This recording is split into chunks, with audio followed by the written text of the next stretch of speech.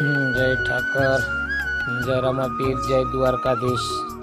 અત્યારે આપણે જો કે રિલાયન્સ મેકી અને જે નાયડા એ કંપની મેલીને આગળ છે અને ત્યાં વિજરિયાવાળા જે સેવા કેમ્પ લઈને આવ્યા છે તરબૂચને એવું ત્યાં પહોંચ્યા છે અને આજે તારીખ છે 24/1/2026।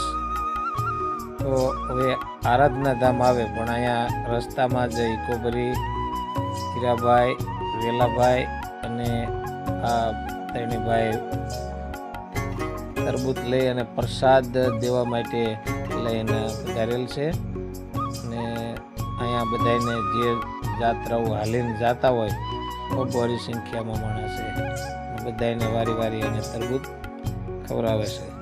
તમારા જ ગામના લોકો પણ બધા ઘણા છે, તમામ અહીંયા બેસી અને પ્રસાદ લઈ અને પછી ચાલ્યા છે।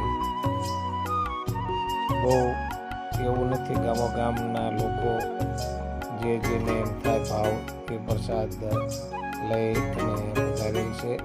અમારા દેરાડાના પણ ટ્રેક્ટર ભરી અને લઈને આવ્યા હતા તરબૂચ, પછી લસ્સી પણ લઈને આવ્યા હતા। એવી જ રીતે ચેખરડી ગામના હતા લોકો, એ બહુ બધી સંખ્યામાં બધાને ઉના ભજીયા, ગરમ ગરમ ભજીયા ખવડાવતા હતા।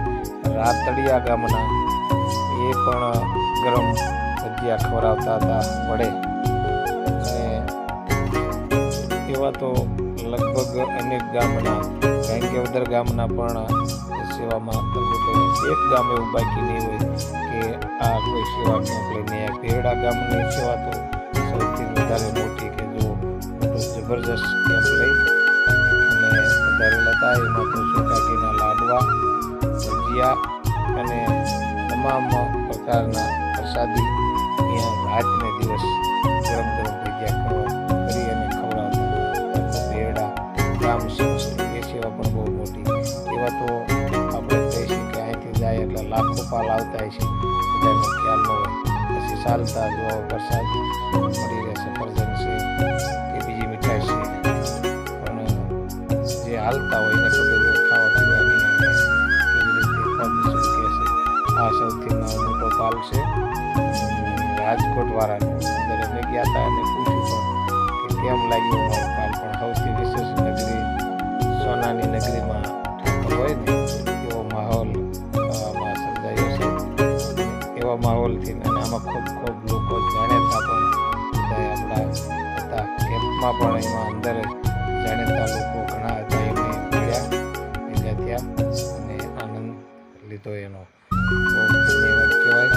કોઈ ન જતા હોય તો દ્વારકાના માર્ગે ઓનલાઈન આરતી દ્વારકાથી જેટલી આરતી થાય એટલી અહીં ઓનલાઈન આરતી છે, ઓનલાઈન આરતી થાય એ પણ એના દર્શન અહીંયા પણ થતા હતા। જય ઠાકર।